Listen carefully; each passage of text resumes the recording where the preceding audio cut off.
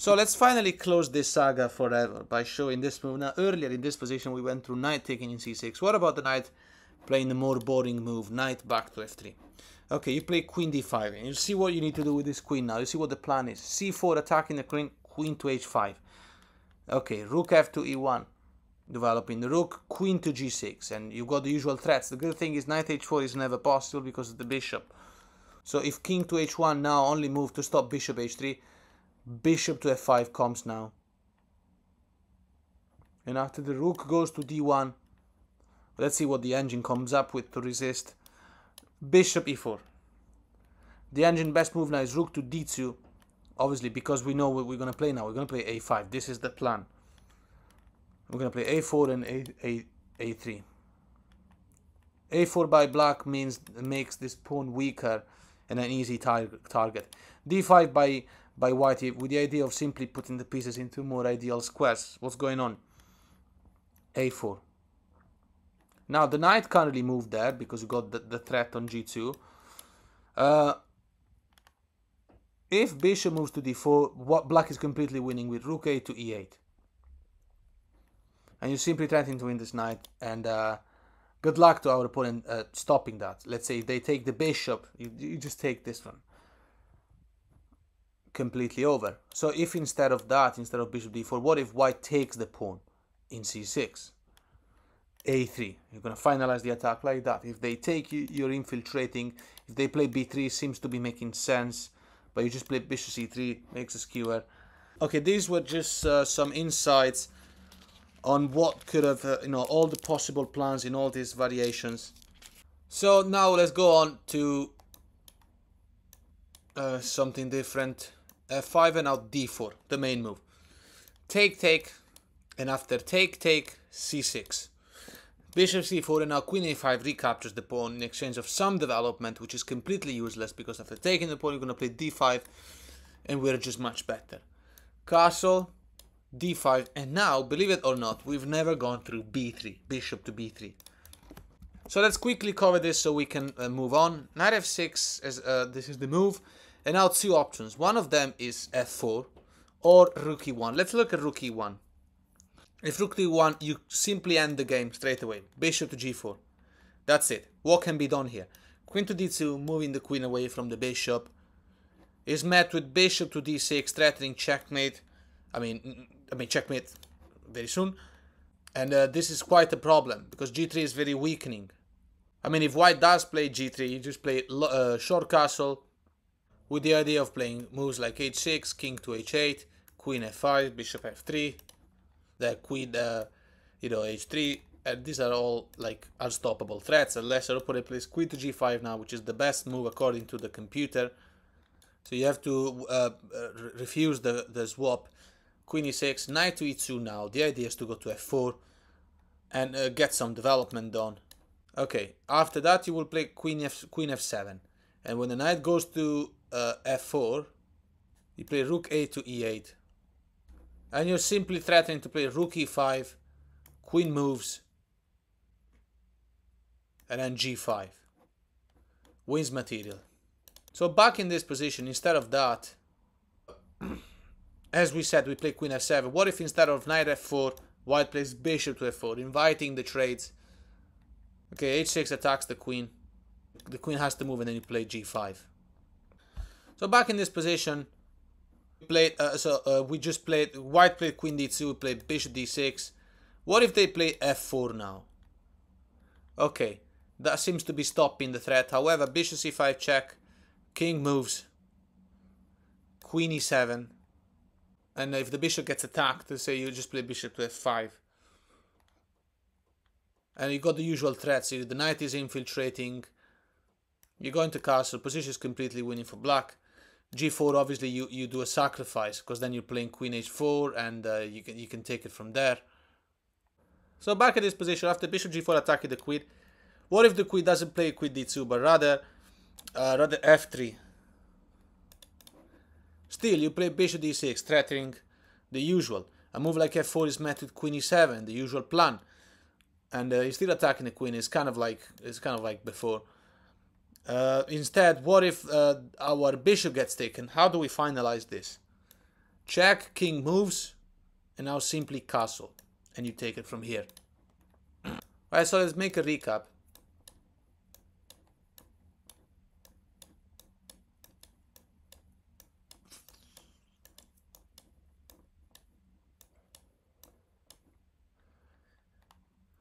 Now here, castle, d5, and bishop b3, knight f6. What if f4 comes straight away without us having developed the bishop? Okay, fine. Well, we develop with check. King moves. Queen e7. So what is the plan here when we have this position? The plan here is to involve the bishop and the knight. They are cooperating together. Queen e1. Because basically we want to play knight g4 with knight f2 idea and then queen h4 idea, right? We've seen it in previous videos. So we play b6 now. Queen to g3. Becoming more relevant. Castle. Rook e1. There's pressure here on e4 because this pawn is pinned. Yeah, you gotta play king h8. Bishop d2. Bishop d7. It's a bit surprising. But look, position has been evaluated -4, -5 for a long time. A move like knight to a4 challenging this super strong bishop is met with bishop to d6. And after c4 challenge in the center, you play d4 and you've got these two passed pawns. This is just a type of plan, a type of situation we haven't encountered so far. So let's make a recap now. I mean, well, we're looking at something different this time. f5, d3. Take, take. Knight f6. Two novelties we need to see. So in the variation when they castle, you remember you need to play bishop c5 now, and after knight to c3, when they delay the move knight c3, that's a shame, because if they play knight c3 straight away, you can play bishop b4 and then take the knight. We've seen that in the past, but when it happens now, you just play d6. It's fine. The bishop is out of the bishop is developed. Bishop to g5, castle. So we are allowing knight to d5. And now we play bishop e6. We have seen this line in the past. After take, take, and bishop h6, rook f7 comes now. This is still part of the crazy line. Knight to h4. The idea of landing in this square and then threatening arrival of the major pieces. d5, as we know. Now, in the past, we did go through this move. In this case, we're going to go through a new move, which is pawn takes in d5. We've never seen this before.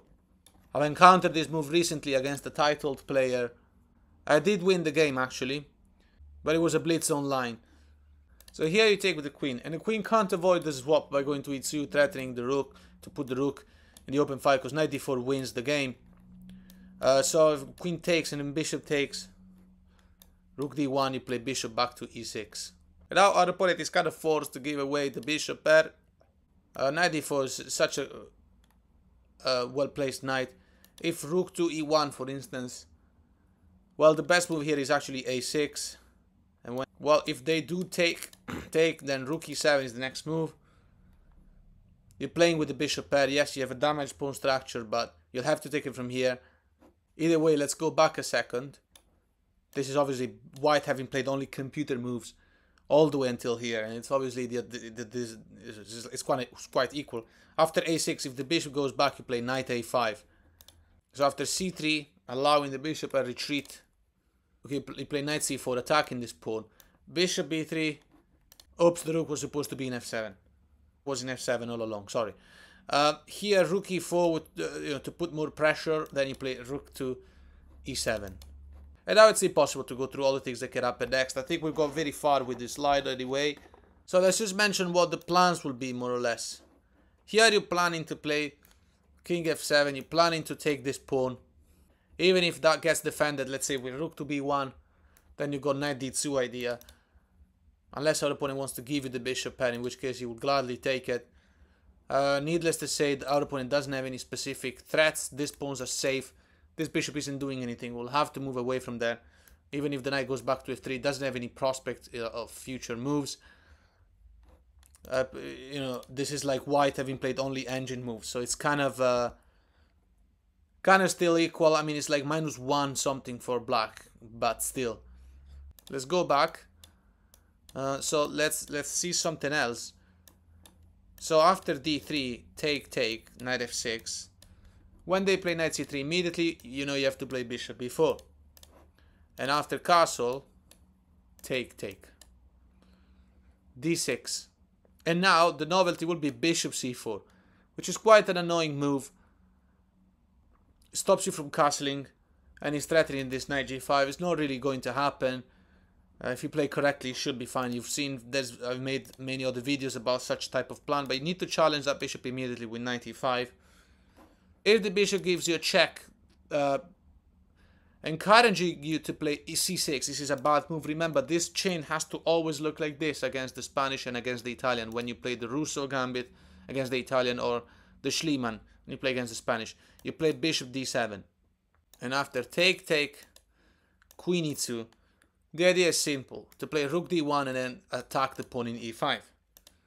But your plan is actually even simpler. Queen to c6 finalizes the attack on that pawn. And that's it. Our opponent cannot afford to play rook d1. It's going to play rook d1, rook e1 to protect that pawn a little bit more. And now you play b6, reinforcing the pawn chain. Fine. If bishop to d2 to defend that weak pawn, castle long. Believe it or not. Queen a6 is not a problem. You just move the king. Rook a to b1. Well, you move the king anyway. Queen a6. Threatening to win the knight. Since the pawn in b is pinned. Knight to b7. And nothing stops you from going to... Okay, a4 with the idea of playing a5. Obvious move. Knight to c5. That's it. The queen will have to move. And whatever she does, you can take this pawn. There's no compensation. Black is going to a comfortable endgame. One last mention in this position after knight a5 attacking the bishop that had just retreated to c4. What about the bishop goes to b3? Fine, same plan. Queen b7, queen d7, queen e2, and now b6. Rook to d1, threatening knight e5. Queen to c6, so that's the plan. What can be done to stop this? Two moves we're going to look at. One of them is knight d2, the other one is bishop d5. If bishop to d5, skewering queen and rook, we have to take it. And when they take back queen c4, we're happy to trade queens because we're fighting against a double isolated pawn. So queen d3 will be the best chance. Obviously, we're not going to take that queen in such a case. Castle. Now, if bishop to g5, just to make an example, queen g4 wins the game. Because you're threatening to win this knight and then take the bishop. And that bishop cannot be defended with h4. Simply because e4 makes a fork. So back in this position, instead of bishop g5, what about knight e2, attacking the queen?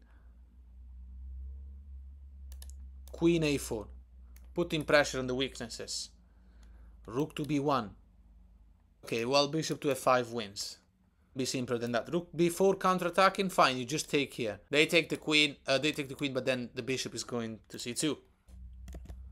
So back in this position, straight after suggesting the trade of queens, what if the trade appears? Let's say queen takes, knight takes back. How are we going to capitalize on the weakness? Okay, h3 in order to stop the obvious bishop g4. Well, bishop f5. Threatening the weakness. Knight e1 protecting. Castle long. And we're super safe. g4, g6, h4, and you play h5. And you never have to worry again. So let's make a recap. So we can finally have it clear. Once for all. d3, take. Knight f6, early knight c3 is met with bishop b4. Castle, and you take the knight, because knights are annoying. d6. And now, the retreat of the bishop in c4. Really annoying move. Stops us from castling knight a5. Bishop b3, queen d7. Queen e2, allowing development of the rook. Queen c6. So instead of bishop d5 now, well actually, we need to go to rook d1 first. That's the line. b6. And after rook d1, queen to c6. So instead of bishop d5, which we've seen before, what about knight to d2, protecting that pawn a little bit more? This move is very popular. Now in this case, you're just going to win this pawn in c3. Okay, rook b1. Threatening bishop d2 and going with development at the end of the day. You can't blame it. Okay, fine. You take this. You take this one. And if rook takes this piece, then you take the pawn in c2, and you just got too much advantage. It's an easy endgame. What if the rook doesn't take, but white plays at Zwischenzug, bishop to b2? Well, now you retreat the knight to d4. Ignore this one, because if not, you take the queen and then you recapture the bishop, so you win even more material. If the queen retreats, now there's still a threat on your queen. Now you're gonna play queen to c6, and when the bishop takes this tremendous knight, you take back, and now knight f3 seems to be winning this pawn, and it's fine. Just leave it. Castle. Knight takes 4, but now you take here. Black goes to a favorable endgame. So let's take it from the start. Look at the last 2 lines. Very boring lines actually. But still, they're actually very easy. So let's look at when they take the knight immediately. Okay, take back the d pawn. And after the knight takes this pawn, queen to d4. And now the novelty will be knight to d3. We have never seen this before. Okay, it happened to me recently. So in this case, we don't give a check. You just gotta take this pawn, and he comes with an attack on the knight. Queen e2, pinning the pawn. Kind of the only thing left to do. Knight f6. Knight to f4 now. To d6, coming with an attack on that knight. Now a move like d3 to challenge the strong e4 pawn cannot be played, because you just take the knight. And when they take you back, you can take in b2. So here, instead in this position, what about c3? Okay, queen c5, stay relevant. d4. Queen g5, putting pressure on g2. There are no discovered threats here with this knight, because then you'll be winning this bishop or this pawn, depending on where the knight will try to go. g3, and now capitalize with bishop g4. Queen has to go. Let's say queen e3. Bishop f3 attacking the rook. Okay, looks like white can castle. However, knight to g4 attacks the queen. The queen will have to move. Queen e1. Queen h6. Threatening checkmate. This cannot be stopped. A move like h3 is met simply with bishop takes knight for free. If this gets taken with the pawn, you're infiltrating. If this gets taken with the bishop, you're infiltrating. So what about, instead of h3, what about h4? Okay, castle. I think you know where this is going. Let's say white develops, right? You take this. And when the knight takes the bishop here, take the knight. You steal up a piece. And if they do take your bishop, then you take this one. And the game speaks for itself.